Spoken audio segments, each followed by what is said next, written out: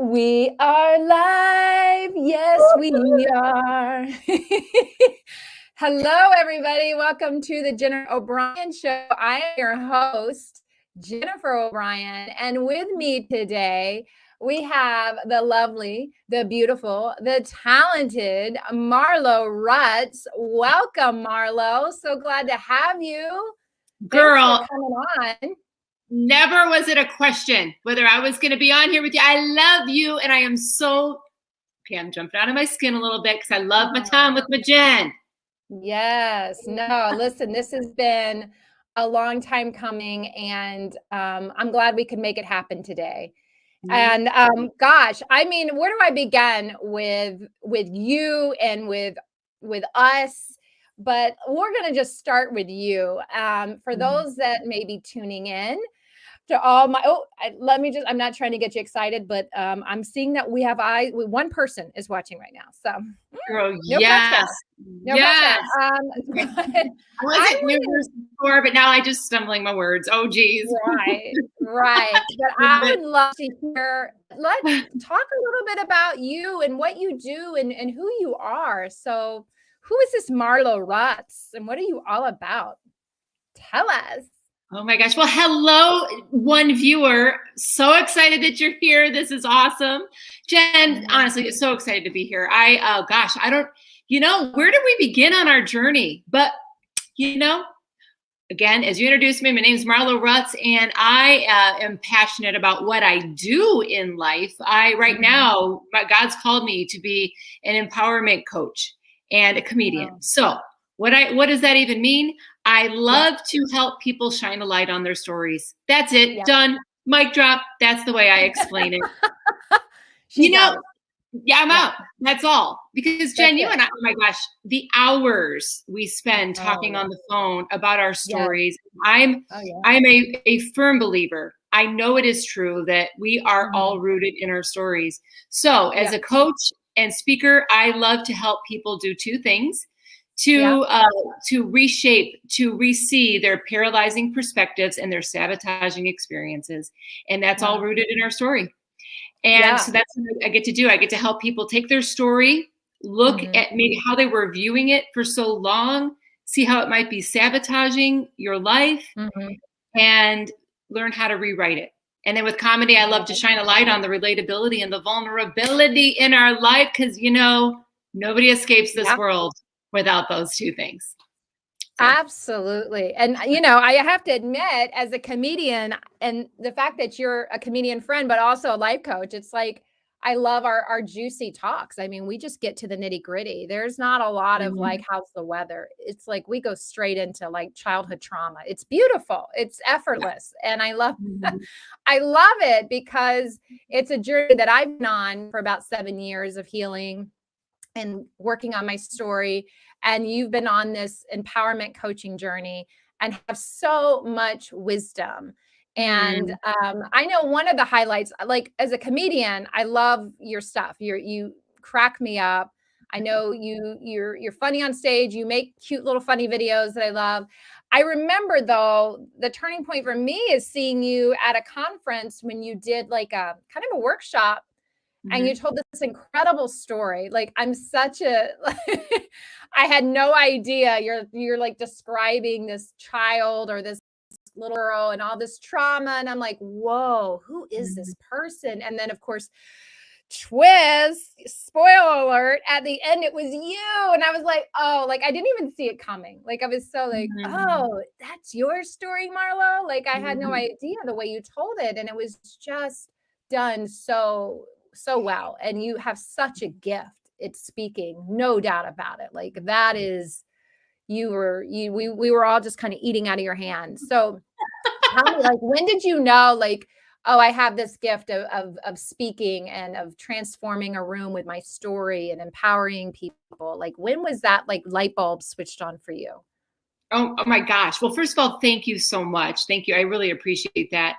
I love the way you just worded that question. When did you know?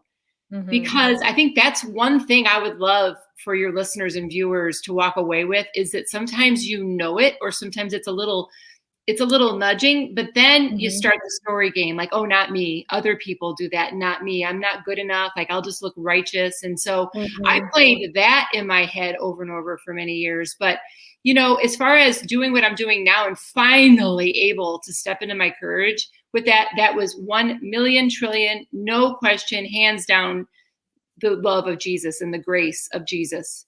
You know, we tell ourselves who we are. But when we look to Jesus, he shows us who we are. So I spent, you know, I spent time working in the television industry and women's health and pharmaceutical. And then you know, my husband and I met on Match.com, blended our families. And then I was beautifully a stay-at-home. I loved being home with our kids, had 2 babies back to back.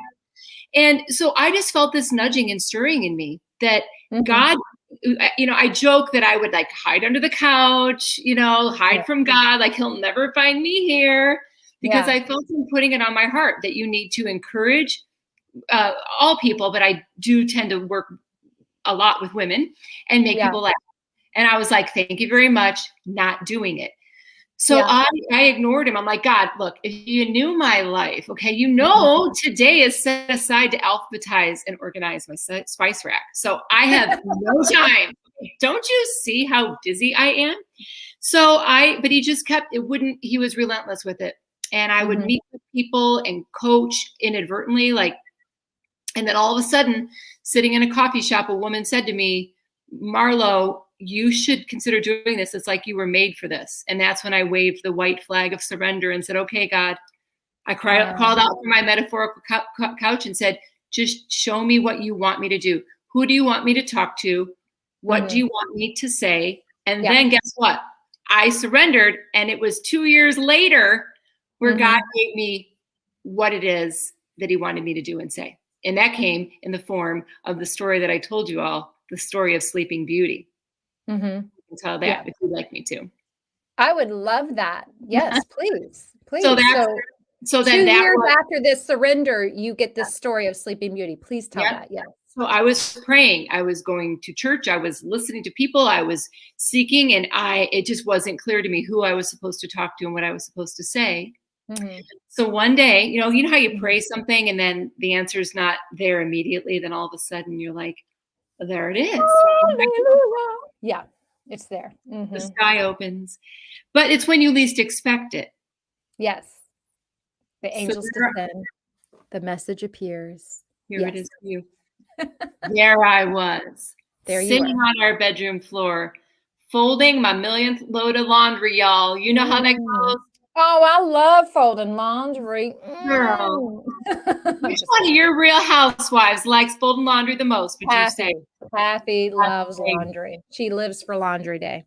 She gets everything lined up. She goes to the neighbor's house to do their laundry when they're not around.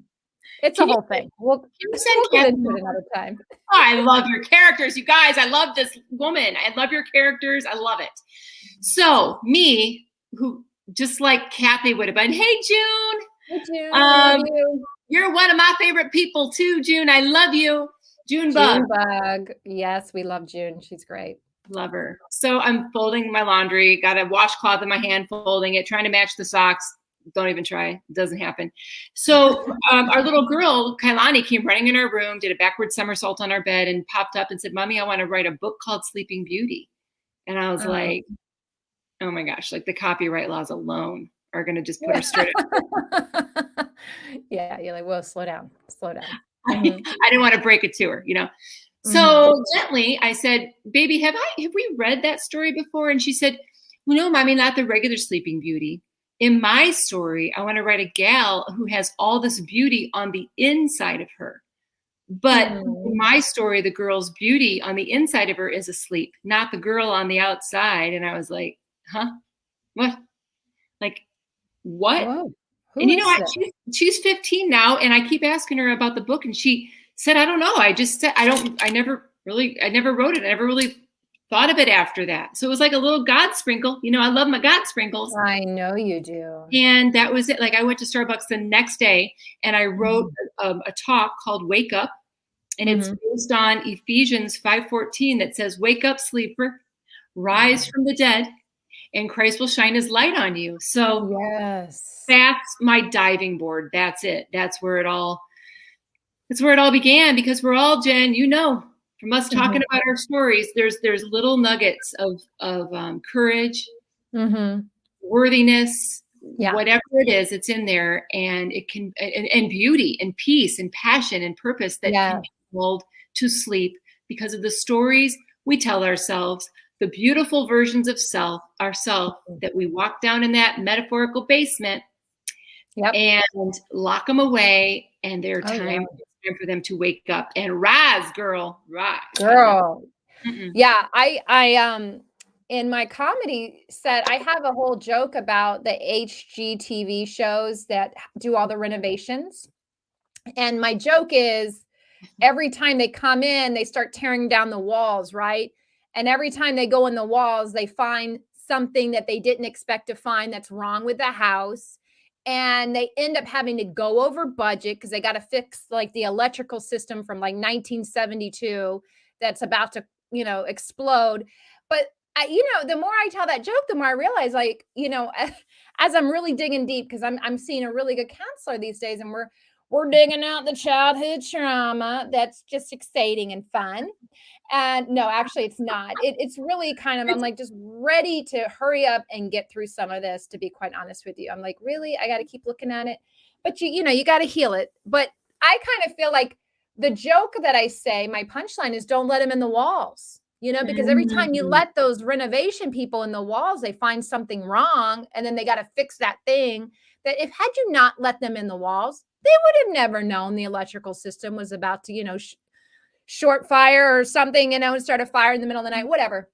I don't even know the terms, but that's kind of how I feel. Like, wait, this is like my joke where I say, don't let him in the walls, but there's something about that with God. We don't want to let God in the walls of our heart, because we've learned to protect those wounded places. And bury them deep, like you just said, in the basement. Keep it stuffed down, keep it in the closet, just leave it alone. But it's like, yeah, but when you start to get older, you start realizing, why am I so triggered in this situation? What's wrong with me? And you start having these questions of why things aren't working out the way you had expected. And a lot of times you got to really let them in the walls or in the basement or wherever to pull that stuff out, to say, okay, let's look at it. Let's talk about it. Let's heal from it, versus just forget about it and move on.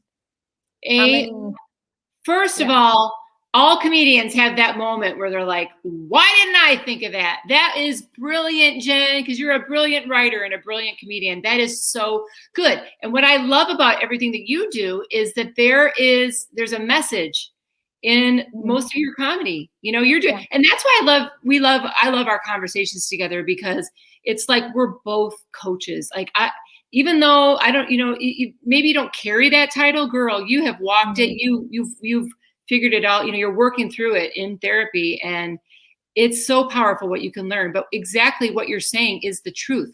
We bury the goodness, and there's a song by Pat Benatar that's called Don't Let It Show.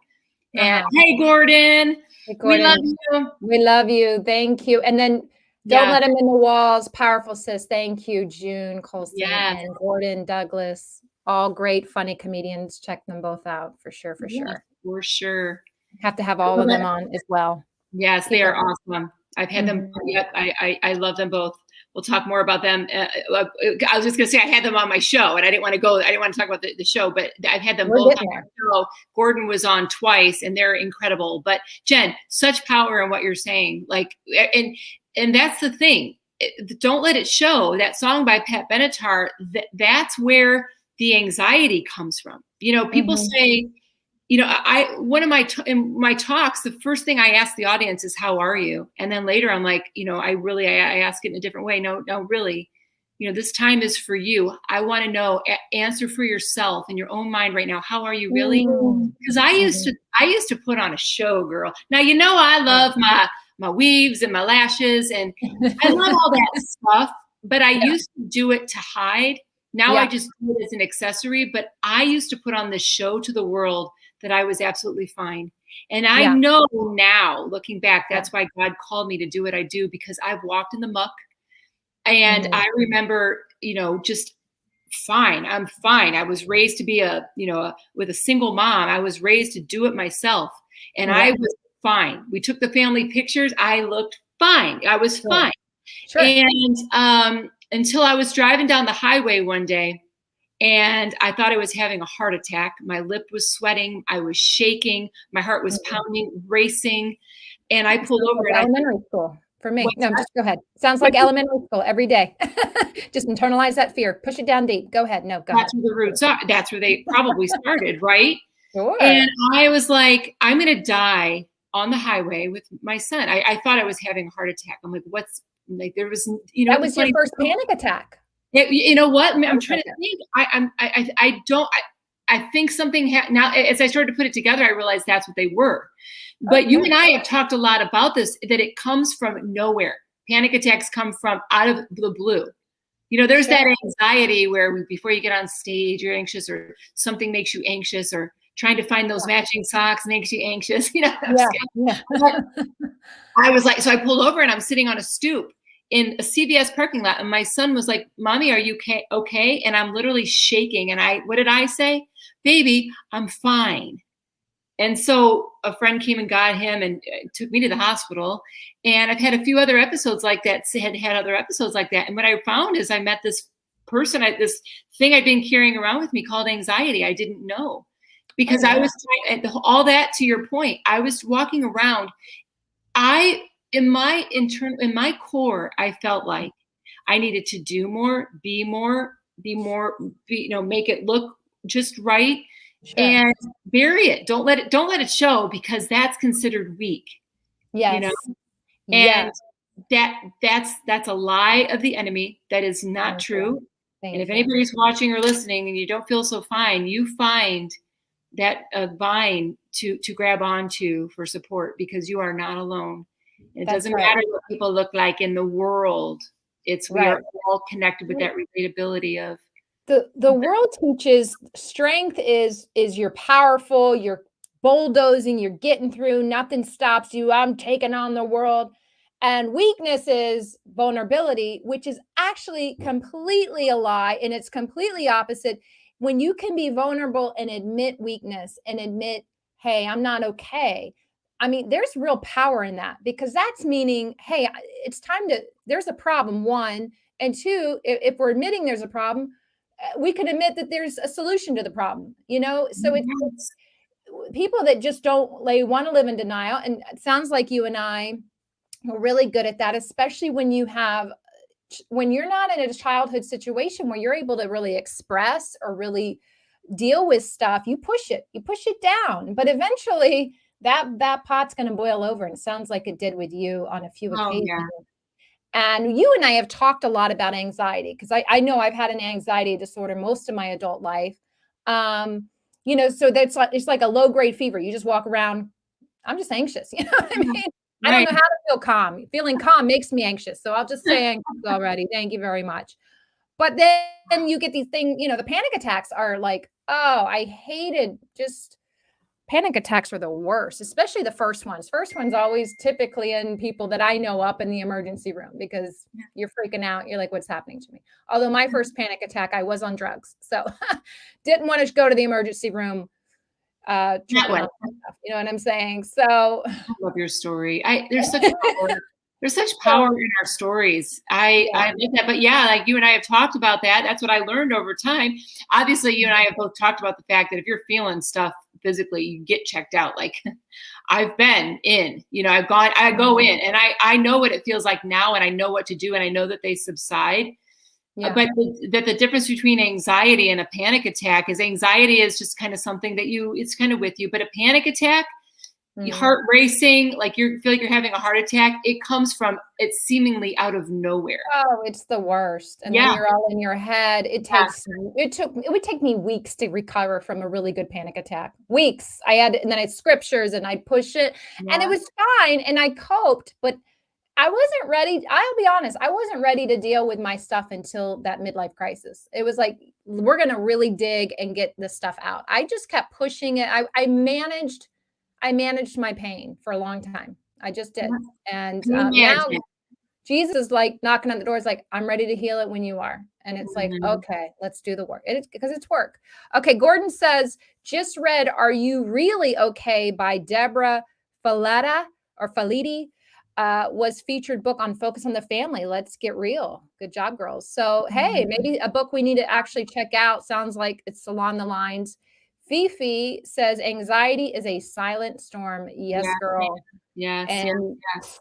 and it's one I learned to hide very well. I learned to hide, and the humor was a good way to just kind of keep it stuffed down deep. So yeah.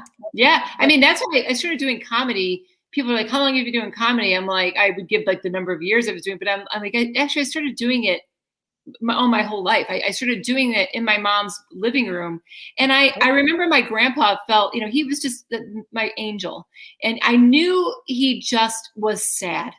And when I could put on a impromptu comedy show, and my goal was to get him to pull his hanky out of his back pocket and cry, because he's laughing so hard. I realized then that comedy was medicinal, and how much people hurt and they ache, and he wouldn't let it show. He just wouldn't. He just wouldn't. So there is power in laughter. And man, it's just an honor to do what we do. Jen, I always say this quote goes with me everywhere, that problems are always part of our story. But when our stories become our problem, that's a problem.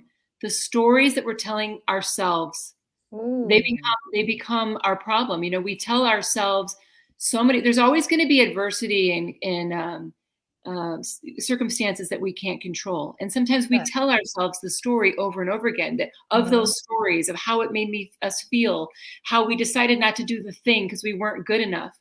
So when we tell that story over and over again, that becomes a problem. That becomes our problem, which keeps us from our desires, our peace, our goals. And when we can rewrite those stories, as Brene Brown says, when you can grab a hold of your story and tell the truth and honor it, you can write a brave new ending.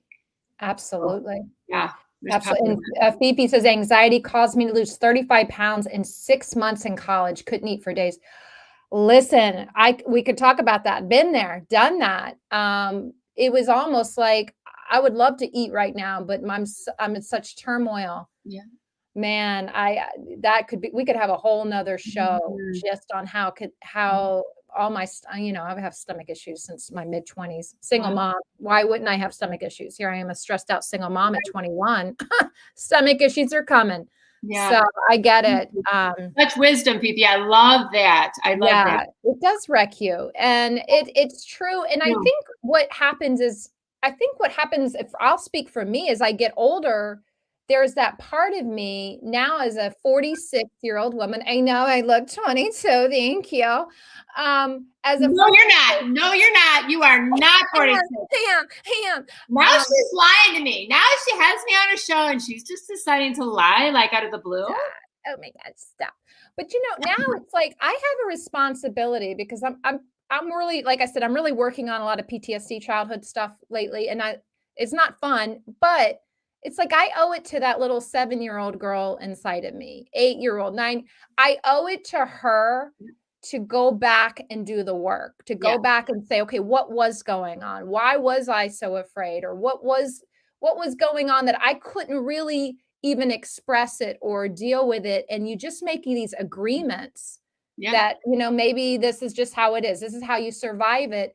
But, like I said, if you could manage and you make those agreements, you could only go for so long. At some point, I think God graciously gives us that roadblock that says, okay, it's time to break these agreements. It's time to look at this and see the folly in it and see you don't have to operate from this system anymore. I'm going to give you a whole new operating system, one that's healthy, one that's, doesn't keep you captive in this place of feeling like you can't overcome.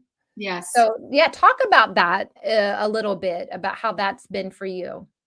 Well, as I'm listening to you, what's coming to mind, first of all, again, I can't spend enough time with you on the phone. I love the relatability that we have and the power in our stories and just that vulnerability of hearing from one another.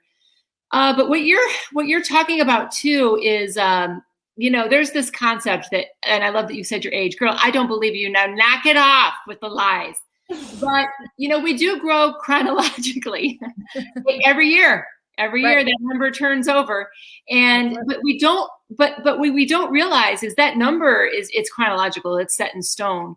But what is not set in stone is our emotional age, but it's there. And people don't even know about that. There is a thing called your emotional age. And, there's quizzes and ways that you can sort out what your emotional age is. And in these quizzes, you can determine by the way that you show up in the world, so to speak, like how you handle situations, what your emotional age is. And what that really boils down to is what you're saying, either that 7-year-old version of ourselves or whatever version it is of ourselves that we've tucked away in that basement. You know what happens? That version ends up, quote unquote, driving our bus in life. So if you're fighting like crazy with your 16-year-old daughter and you're matching her behavior, there's a piece of you that hasn't been healed from that 16-year-old version of you that's making you show up in a 16-year-old version way rather than an version of you that's just waiting to maybe be discovered. It might be right below the surface. So I'm very passionate about that. And you know what? There's also truth that those versions of us, there should be no shame ever. Even if we are showing up like a 7-year-old when we want to throw a tantrum, those versions serve us and they have served us well. Those versions create fear sometimes that have protected us. But it's also time to look at those and we want change. You want to change the trajectory of what those versions are guiding you in your life. Then what's the beautiful hope, Jen, is that it is beyond possible to rewrite those stories in the way that they originally took form, rewrite them so they can send you on an upward trajectory in the situations that you want to make change in your life. I love that. Well, look, Michelle Van Dusen says, I'm 100 years old. So she's like, are you like a vampire or something? And like something happened at the 100-year mark. And like, that was a weird question. That wasn't really funny. She's like the 100-year-old wise person sitting on the mountain that has advice. That's Michelle. Her soul, maybe, but girl, you are not. She looks. No. Well, unless she was like Noah's time, then I could be like, people could have been stunted. Like if we, I have that whole joke about Noah's, the timeline back then, how everything was so different. Maybe I don't know. Something's there, Michelle. We'll work on it. But she's 100, so I guess she's got it all figured out. So let's just let's go to Michelle for all of our answers. Well, no, I feel like nothing, that little 4-year-old in me loves to come out when I'm with my husband sometimes. And I'm like, oh, here comes the like, oh, I think about like, oh, I get it, girl. I get all whiny with him. Like, and it's just him. God bless him. It's nobody else. He's kind of like, oh, lovely. He's my whining wife. And I don't know if I feel safe with them. And I'm like, I'm sure he would like for that 4-year-old to get some healing. I think. Let's pull that up. Let's work on that. Jen. That's not helping the marriage bed. You know what I mean? I know what you mean. What do we have here? We got love that comedians are so introspective. It's my tribe. I belong here. Yes, you do. Yes, you do. Yes. Yeah, what comedian? I just went and saw John Mulaney live on Friday, and he really gets, real honest and vulnerable about his journey, and he was in, rehab in the last year, beginning of this year, and just to hear, a comedian. I just don't know any comedians that don't have some real stuff they got to work through, and some real darkness. And I don't know if it's the sensitivity that we have, that we just feel on a whole nother level, or we just have so much unhealed stuff. We become ultra sensitive and feel on so many levels. Where it comes from, I don't know. I don't know. It is that is the fuel behind a lot of comedy. There is no doubt there. It is medicinal for the audience, to laugh, but it is also for the comedian. And you and I both know it's really important to work out the stuff before you get on stage, because it's hard because you can feel the feels. But that's why I love listening to such relatable comedians, because it just that's the connection. Oh, I was loving his stuff. I was like, talk about it. Let's talk about the dark side of things. Yeah. I mean, it's real. It's life. We're all going through it. I think comedians just get out there and like, and we can. I notice, when I'm really in the trenches of dealing with a lot of the stuff that I've been pulling out, I'll just walk around sometimes. I remember one day I had just finished a really heavy session with a therapist the day before, and she was having me do some stuff. And I wasn't doing well. I can be honest. Like I wasn't in a good headspace. And I noticed that whole day I kept going in and out of characters, like really funny things I would say. And I'm like, there's that thing that kept me surviving all these years. That's my character. Like I found a little hiding place, so to speak, in my characters growing up. I think it was that, life's painful and it's hard, but I can still have fun and laugh. And it was almost like, this really amazing place that we can kind of almost escape to as comedians and be in the most hard, challenging situation. And yet somehow and I'm talking like my mom's funeral, I was cracking the jokes. I mean, here's my mom dead in a casket and boom, the jokes are just flying. Yeah, I mean, I hate that, but it was like, this is how I cope. I'm going to make some jokes at my mom's funeral. I'm sorry. And we were chuckling, my sister and I, we were having a good time. And then sometimes it hits later. And the show that you just talked about that you were at, he was probably coming at it from a healed place. Those are exactly what you're saying. Those are the comedians I love to listen to because they're talking about the real stuff, but they're on the other side of it. So it's almost like you feel this inadvertent sense of hope through it. And with you, Jen, it's like, absolutely. That happens so often at funerals. When people are, because they're just, it's a coping mechanism. There's that piece of you, that version of you that just can't process the trauma of it in that moment. It comes out at some point, but in that moment, it's just too hard. Mm-hmm. Yeah. Michelle Van Dusen says, I think comedians are the voices of the public. Some hide, some show, some help you walk through. So that's great, Michelle. Yeah. My sister says party cams on the table. And yes, that's the big joke we had going. They had these disposable party cameras on the table. So we were like, oh, party cameras, and we were like, put the sombrero back on mom. And like, we just had jokes flowing because that's what you do when you're in pain. And let's see. Fifi says, I did that too. In my 20s, I really didn't know my own personality because I had so many versions of me I created through coping. Yeah.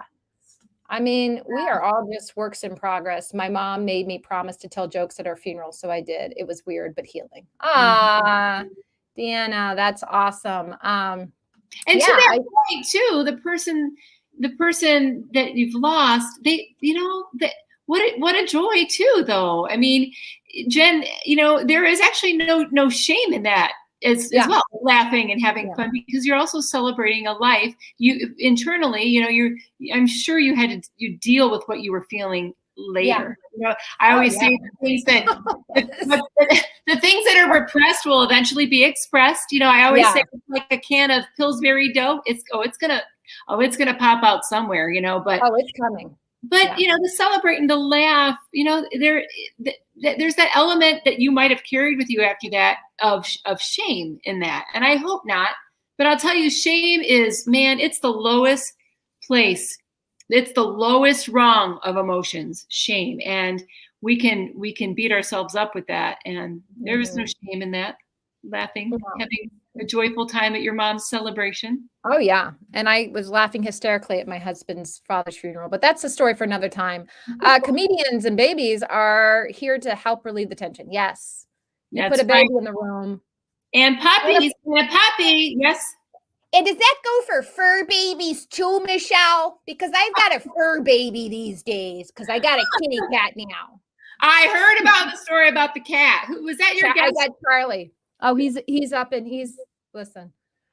listen, you have a dog like I've had for 5 years, and then you get a kitty cat that's like pretty cool if you're there or not there. It's like, I have a fur baby now. I didn't know this was possible. I made fun of people that called their animals fur babies. I got one. I can't help it. I got a fur baby. I love it. Well, welcome. I'm going to get the bumper stickers. She says, yes, and puppies. Sorry, no cats. Oh, Oh, how about kitties though? How about kittens? I think kittens, yes. although they're adorable, when they let you snuggle, and then they don't because they're attacking you. Which is so this has been like I could be on here all day talking about trauma, anxiety, shame. Oh, Deanna says love it. Okay, so I think she's down with it. And then Robin says no cats. So apparently my sister doesn't like cats either. So I don't know what's up with these two. They haven't had my cat. They haven't experienced my fur baby. So let's see here. Felicia says, Fifi says, cats are always PMSing. I love them. They're just full of sass, those cats. Oh, they can be. Pictures of kittens are allowed. Okay. I get it. They do. Well, he's a boy cat. So, but yeah, he's love it. He's precious until he's attacking. But so listen, I want to, we could talk on this all day, but I want to give people a little glimpse into this cubby hole and how it's evolved.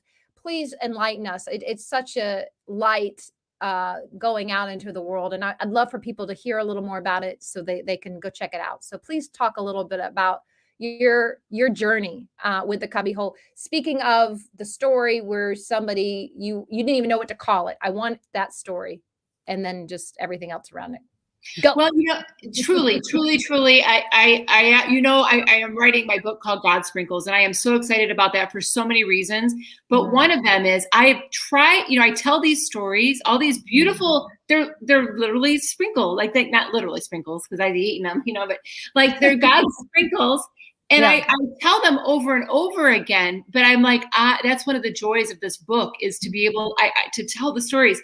This place that I'm sitting is in my basement, and it's called the Cubby Hole, and it's a whole two chapters of my book. But this space, it's called the Cubby Hole. It was just something that God put it on my heart to build this space in the basement to be a ripple effect of His light out into the world. The sign back here says the Cubby Hole. It's a place for laughter, light, and love. Yeah. And so, but so I was like, okay, God, I'll do it. And my husband was on board, and we had a show. Then we said we were going to do it. We were doing it. And then Leland Clausen, our friend, comedian, wrote and said he would love to be the first comedian. So we had a show and we were doing it. And so I was cleaning the floor, and I was like, okay, God, I have everything, but what am I supposed to call this place? All kinds of suggestions came in. I love Michelle. Sprinkles are for winners and those that love God, that God loves. Yeah, that's so true, Michelle. But God put it on my heart. It needs to be called the Cubby Hole. Now, do you remember growing up under the basement stairs? There was that little crawl space where Harry Potter used to live. Did people say that? They say it like Harry Potter. I've never seen it. Oh, okay. Or the Scooby-Doo mansion, people say down here, but. Anyway, when I was little growing up with going through the stuff I was going through, just things. And, a lot of my stories are rooted in that. But there was a space that my grandparents had. It was called the Cubby Hole. And when I wasn't feeling so great, I'd go in there with friends or cousins or just, we would just laugh. And I felt so much better when I walked out of there. And my grandma would express her love with canned cherries, which are over there. And I would feel so much love with that. So that's what this place is about. I always felt better when I left the Cubby Hole than when I went in. And that's what my heart that this space is supposed to do is we do live comedy shows. We have not as many right now. And then he also during the pandemic put it on my heart to start a show called Coffee Chats at the Cubby Hole. They're on every Friday. Yes. And that I have one guest every week. And the idea is for them to shine a light on their story and put that light out into the world. And the show started here in the basement, and it has been viewed by people literally in different parts of the world. So it's awesome. God, no, I would have never as a kid said, oh, I'm going to have a show from my basement. I didn't. Sure. I didn't do that. So, thanks, Deanna. That show is a joy. This whole month of September, we've been honoring sobriety. So every show has been about sobriety. Oh, that's great. That's great. I need to know that. That's good to know that because Yeah, there's a lot of people, especially that have addictions or that could use that hope right now, because it's been a Mhm. tough couple years. And Yeah, yeah. let's see, Fifi says, I live in Florida, no basements. We live at sea level. I'm jealous of everyone with a basement. And I am Right. jealous of you living in Florida at sea There it level. is. Say There that. it is. There it Yeah, is. Fifi. I like this Fifi lady. I like all these. Oh, you've got to have Fifi on. You've got to connect with her. She's I amazing. Very I funny would lady. love to. I would love to. Yeah. Yeah. So you usually go live. Well, it's at 10:30. Is it every Friday you do a chat or? Yeah. It used to be on Facebook as well, but I like to stream. I've been wanting to streamline everything. So on YouTube, everything was stored there. All the views of the shows are on Facebook, but now people are starting to watch live on YouTube. So what you can do is go to YouTube Yeah. and go to my channel, Marlo Rutz, subscribe, click the notification bell, boop, boop, the little bell, and it will notify you when new content becomes available, because I do coaching content, coffee chats, I put comedy on there. And girl, when this book is done, which should Yeah. be right around October 22nd, Oh my goodness. right Great. around there, then the floodgates are going to open for everything else God's putting on my heart. But he's saying, not right now, Yeah. later, not right now, but later. And so just flooding it with more content and all kinds of. So I cannot wait for this book, and that's exciting. And I know that you're going to help a lot of people. So, we'll wrap it up with one more question. What are the challenges that you find, if there are any, but being not only a comedian, but also a speaker and a life coach? Do you find that there's this challenge trying to kind of wear both of those hats, or do you find that they naturally kind of merge together, or how does that play out for you? That's a great question, because for so many years it was a total confusion. Like I said, when I was hiding under the couch, like, God, Yeah. thank you. Yeah. Not interested. I didn't know what he meant. And it was all so disjointed. Thank you, Michelle. Oh, I love you, girl. It was disjointed. Like, what is this? Are you? I'm like, did he say that right? Comedian and coach. What? Yeah. It's all, no, it is effortless for me now, Jen, because there's one word. Well, besides Jesus, he's my agent, he's my manager, he's my writer, but the one word, stories. It's our story. I tell stories about our stories in my comedy. I tell stories about our stories in my speaking, and I listen to people's stories and put it out in the world with coffee chats, and I listen and help propel or guide in individual coaching. So it's stories. So it's all sealed together with that one word. And of course, the anchor in all that is my faith. Yes. That's wonderful. And and just even our talks and seeing you do some of these events, effortless does seem like the word for you, and I think when we can kind of surrender to what God's given all of us, we all have those giftings. I always think that there's a genius within all of us. We're image bearers of God. There's things that we're just gifted in. We don't have to even work too hard. It's so effortless. And I definitely see that being you and what you're doing. And it just seems like there's a resting that comes when I kind of see you doing your thing. You're coming from a place of rest, and I think there's a lot of fruit that God's going to continue to allow to come through all that.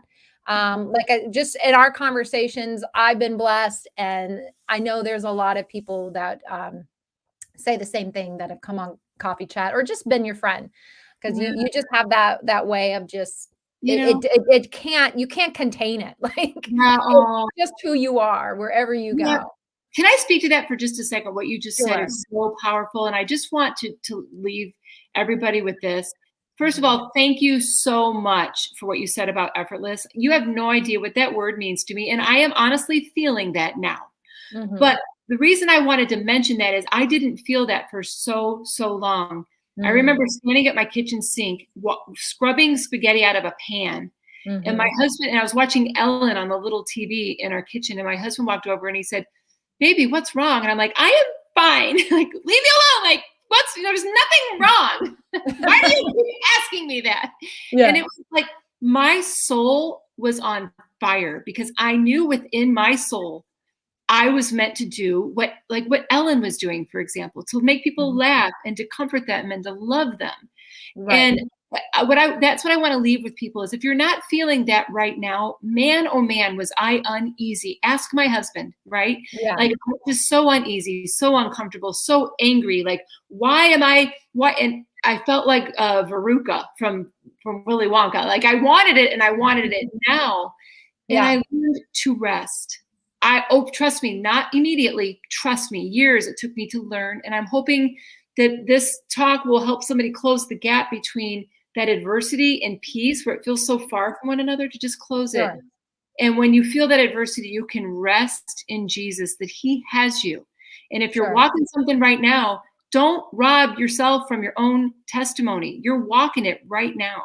I kept interrupt. I have a tendency to interrupt, but the person I interrupted the most was God. I was trying to interrupt the testimony that he had me walking. And Jen, I wouldn't feel effortless. First of all, if I couldn't rest in Jesus and what I do. And also if I couldn't rest in the knowing that came from those valuable steps in the wilderness, there's no way. It would not be effortless as it is now. Oh, I love that. And John Peter says, comedy in our testimony, the 1-2 punch God has given us. Michelle says, yes, such an anointing upon Marlo when she teaches coaches, everything. And then Fifi says, so true. God bless your journey and your story. So yeah, and that's, I love that you shared that you didn't just come to this place of resting and effortlessness. You almost had to kind of wrestle it out and get to a place of surrendered.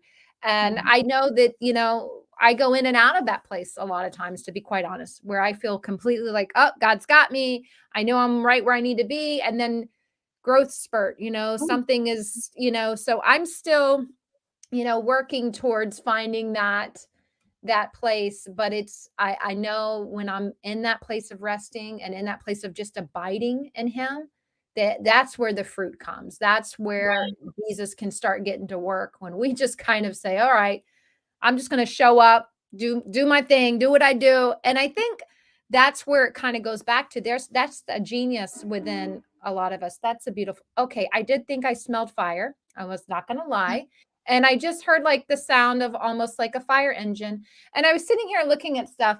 I'm like, hold on just a minute. I do want to look out my window. While Jen is gone, we're just going to make sure the fire isn't alive there in the house. So girl, weird. I don't see anything. It's so weird. Like I was sitting here smelling like something and I was like, is it electrical? But then I just heard like a fire engine truck. Maybe you should check the other truck. We'll wait. Girl, if it means your house isn't up, we are just going to talk. We're going to talk about Jen. You know what? She's going to check the fire, but that is because this girl is on fire with all she is. I had to steal that one. I had to say it, but she is. She is on fire with all she is doing. And I don't see it. And girl, you just hold on. I am talking about now. And another thing. Her Real Housewives of the Jen, go check the upstairs. I'm not. I don't have Real enough. Housewives of the 14. Excuse me. Brilliant. Have you met these women? Jazz, Sabrina, Kathy. I love them. They are all the inner versions of all of us. Watch her show her videos because they do. I love those ladies. I love them. I tell you all the time because they depict all the versions of us. Oh, thank you. Thanks for plugging my housewives. Those ladies. Oh, let's see. Hold on, real quick. My husband is a fireman. What can I do to help? I don't know. I don't even see the fire truck anymore. Tell him to drive faster. Tell him to drive faster. Get to Atlanta. All the way from Kentucky down to Georgia. We need that show back. Listen, I'm in the works with doing some sort of live virtual housewives. I'm learning a lot behind the scenes, trying to figure out this virtual world that's not going away, guys. So ladies, I know Michelle and June have now a video / podcast. Yes. Fifi's starting one up in December. I think she's going to be going. So good for us that are, this has got to be part of what we do now, in addition to, God willing, those live shows coming back and that we can still stay out there doing some live stuff. But this virtual world is here and it's not going anywhere. It's going to stay, guys. So let's tap into it. And I'm working to bring those housewives back. You could have Marlo play a therapist for the housewives. Yes. Do some life coaching. Which housewife? Because I think almost all of them need therapy. Maybe different weeks we can have Marlo coming in and just coaching them through their stuff. So. My glasses are ready for you to tell me. Oh, where gosh, do you went from like comedian to life coach with those glasses. It's amazing. Happy, where do you feel you are stuck? Jazz, tell me. Where is it rooted? Sabrina, I know you're not quite famous on TikTok. Yeah. Like 14 followers now. Yeah, she's pretty. Yeah. I have a whole thing I'm working on writing. I just got to stick with it. You know, isn't it funny? Like it goes back to that place of rest. And when you're a creative, it's the ideas. And sometimes you've got to just keep, you know, hang in there when it's not quite coming to fruition. So there's some things, hopefully, God willing, soon. Y'all pray for that to happen for me. Cause I feel like I need some prayers because I've been wanting to get it back going and I just haven't quite found that footing yet. That's what I talk about with paralyzing perspectives is sometimes we're so like close in, you know, we're so close to our life. We can't see it, but I can see it from the outside looking in. I mean, you have your dry bar, you're brilliant, everything you do. I'm a fan of, I love those characters are my favorite. They're just so organically you. Love it. And I can't wait to see everything that you put out. All of it together. You are, you got it. I love our conversations and it's just processing and figuring out what we're doing and talking through it together. But wouldn't you say that's why it's so beautiful that we not only have Jesus, but to have the tribe that you can lean on. Oh, absolutely. And I know I am who I am today because of the tribe. And speaking of tribe, hold on, we got Gordon coming in here. Reminds me of an old joke. Why are fire trucks red? Well, they have 8 wheels and 4 people on them. 4 + 8 makes 12. And there's 12 inches in a foot, which is a ruler. Queen Elizabeth was a ruler and a ship. The ship sailed the seas. And there were fish with fins. And the fins fought the Russians. The Russians are red. Fire trucks are always rushing around. Okay. Woo! Lord, you made me read it. This morning, Gordon. Because the second it started sounding like a story problem, I was like, I'm out. I went with it, and I had to stay in that moment, and I didn't know where I was going, but it did pay off. So fire trucks are always rushing around. That was a long way to the well, and well worth it. Very funny. Thank you, Gordon Douglas. My meds are due. Gotta run. John Peter says a shaggy dog joke. All right. I love all these people. Love them. I know them all, and I love them. Except Fifi. I want to meet Fifi. Got to meet Fifi. Yeah, you got to get her on. Well, this has been so much fun, and we're going to close it out. Thank you all for tuning in. Please make sure to check out Marlo Rutz for the Cubby Chats and go to her page. She's on YouTube. She's on Facebook. She's got a website. Go check her out, support her, and listen, hey, you're going to learn something great. Not only will she make you laugh, she's going to drop a golden nugget of wisdom into your soul, and you're going to just be a little lighter and a little more freer after spending some time with Marlo. I hope you feel that today. I know I do. And we're going to close out with one more comment. Great job today. So glad I caught y'all. Thank you, Deanna. Thanks for tuning in, and we'll see y'all next time. Bye, everybody. Bye.